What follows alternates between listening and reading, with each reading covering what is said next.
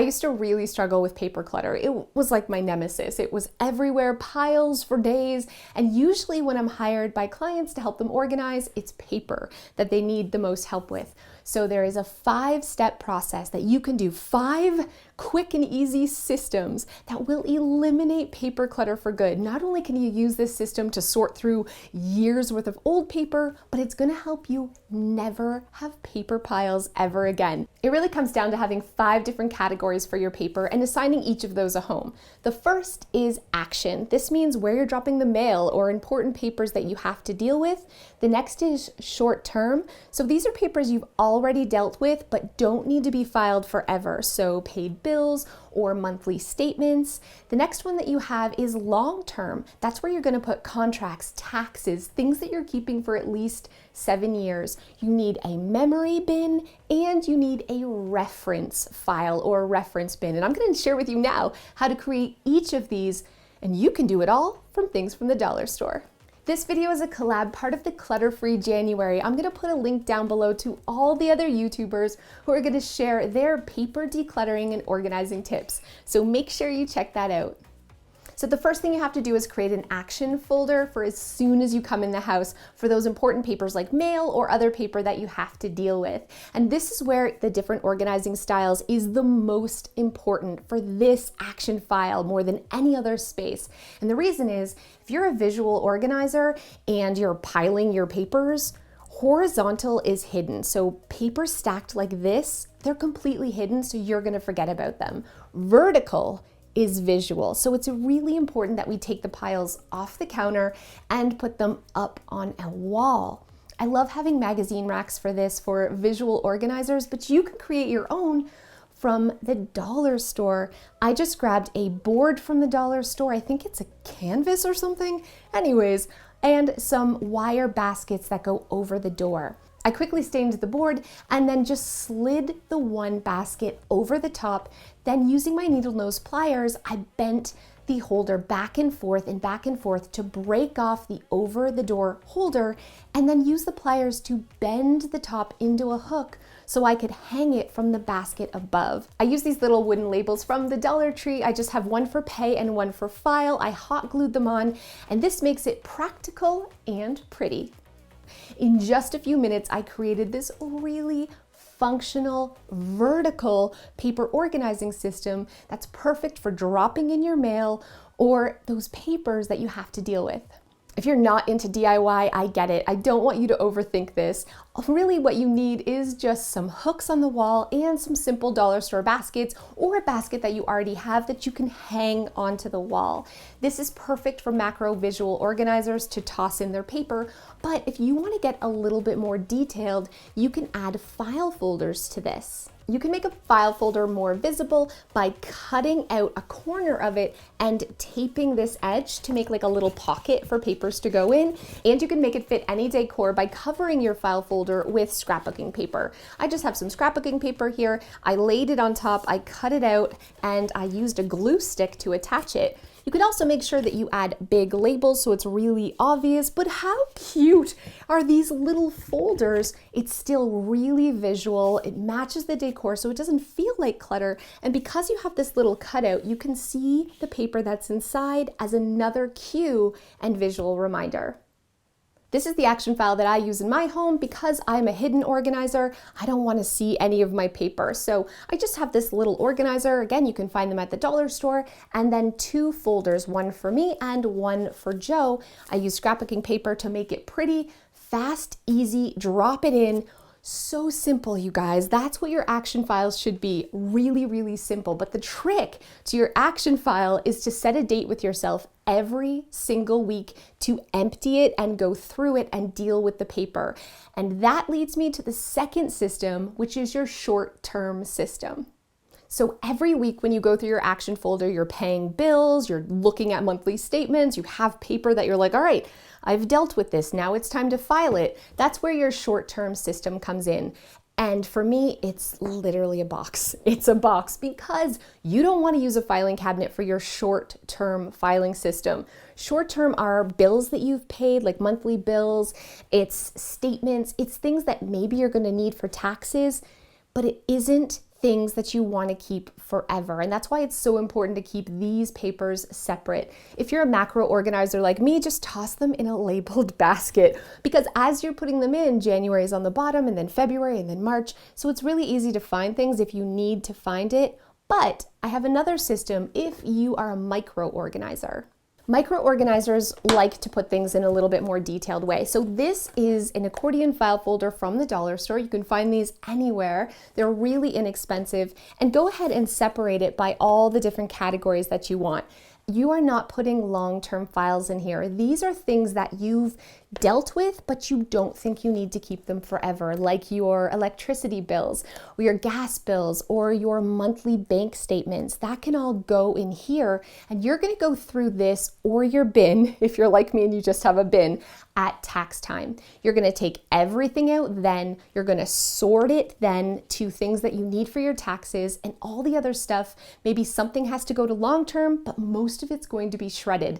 If the idea of getting rid of this after 1 year causes you to hyperventilate, it's okay. You can have one for 2020, create a new one for 2021, and then when 2022 starts, then you can purge 2020. So you're always keeping 2 years on file, and your paper will never get out of control this way. So you have an action, you have a short term, now it's time to have a long-term filing system. This honestly can be a file box or a filing cabinet, as long as it only has long-term things in the filing cabinet. And it doesn't matter what your organizing style is, because you only really have to set this up once and you hardly ever use it. This is where you're going to keep contracts, your mortgage papers, maybe birth certificates, death certificates, marriage certificates. Perhaps this is where you keep your taxes, all those important things like medical information, things you want to keep forever or at least 7 years can be kept in a filing cabinet as your long-term system. I'm a ladybug and I don't do filing cabinets, but my long-term system is still a filing cabinet because I honestly hardly ever have to access anything in it. And when I do, I want to be able to find it right away. So having a filing system like this for long-term works for every organizing style. The next paper system that you need is for reference. You can use anything. You can use a basket, you can use a folder. It's totally up to you, but it's having a dedicated spot for this type of paper. Like maybe it's coupons, maybe it's that catalog that you got that you might want to order from, maybe it's a receipt from a top that you bought, but you're not sure if you're going to keep it or not. Having a place for things that you're not exactly sure if you're going to use, but you don't want to file it in with your important things or file it forever, it needs a spot to go for sure. Dawn from the Minimal Mom calls this her time will tell bin. I call it just my reference basket where I toss things in, and it is again important to go through it every now and then, but I also have another spot for reference papers. My household management binder is where I put all the reference papers that I reference every now and then, but I don't want to put in my filing cabinet or my short-term system.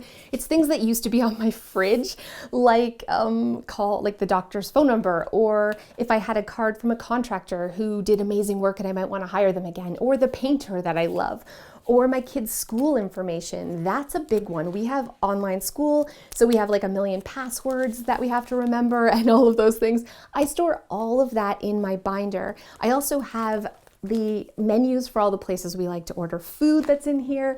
I have my cleaning checklist. I just have random papers that my house needs. I keep it all in a binder with these clear plastic sleeves.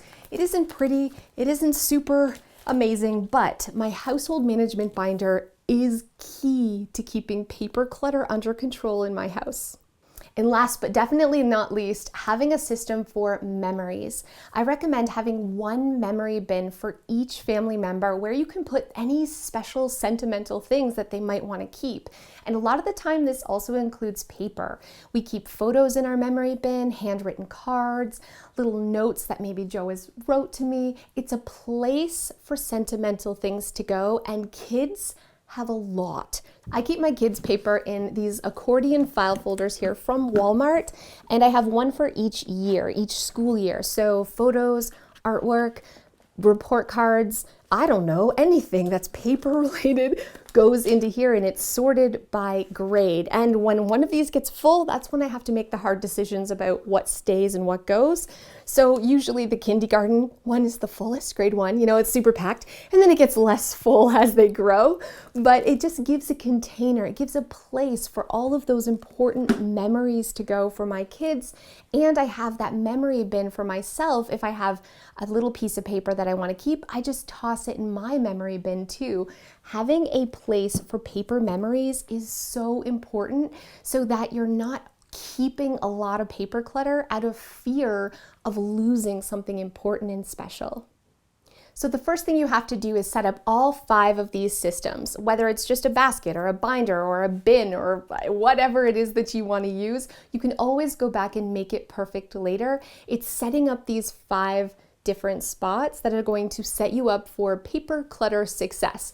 Now you can go through your old piles of paper and sort into those 5 categories. So you're gonna be like, okay, this is action, this is short term, this is long term, this is memory, this is reference. You can quickly sort into these 5 categories and then just move those paper piles, those 5 piles, into their different areas. Remember to purge though. Remember, have a shred pile too for anything that's old that you don't need and you don't want to keep. And when your bins are full, you're going to have to go through and make those hard decisions about what you can let go of. But it's having these 5 separate systems, having these 5 separate homes for these 5 separate categories that will make sure that you never have paper clutter ever again. Like, I'm serious.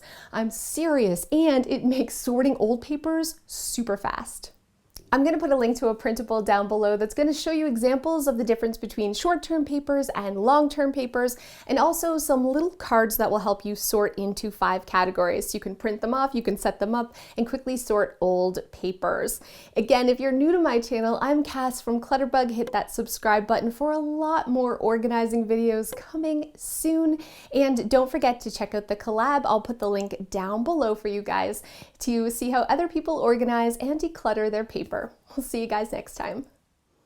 Hey guys, thanks so much for those of you who have stayed to the end. So, as of yesterday, Ontario, Canada is on like full lockdown. I got alerts on my phone, like an Amber Alert, except it's like, don't go anywhere or you'll be charged by the police. And it's very scary and it's very like, ooh, ominous in the news. And they're saying you can't go anywhere except the grocery store and only one person from your family, and you're only supposed to go once a week and then directly back home, no going for visiting anyone. You can't even gather outside with other people. All of this is fine for me. Like, guess how much my life is going to change? Not at all. I am the biggest introvert. Outside is not my friend. I have to take vitamin D. I can't even tell you the last time I saw sunshine. I mean, not only because I live in Canada and we don't get a lot of sunshine in the winter, but even in the summer, I don't really go outside. I definitely don't talk to other people. I do have friends that we see, but it's like a chore to get me out. They're like, Cass, you have to come. And I'm like, I don't want you, but fine, I'll come visit you. And then I always love visiting them. So I do miss my friends, but we're doing virtual meetups. So basically, I see no difference in my life. The only person I regularly see is my Amazon delivery driver. We're on a first name basis. I see that guy as much as I see my husband, which is daily. I may have a problem. I feel like at the end of this, I'm going to be even more introverted than before. That probably isn't good. But my whole family, we're all fine because all of us are not people. But I am feeling for all you extroverts out there who are used to going out and doing fun things, maybe concerts or going to coffee shops or visiting with friends who can't be doing that right now. I feel bad for you. Hopefully this is almost over soon. But for us introverts, it's just another day. Let me know in the comments below if you are an introvert or an extrovert. I'm just curious. We'll see you guys next time.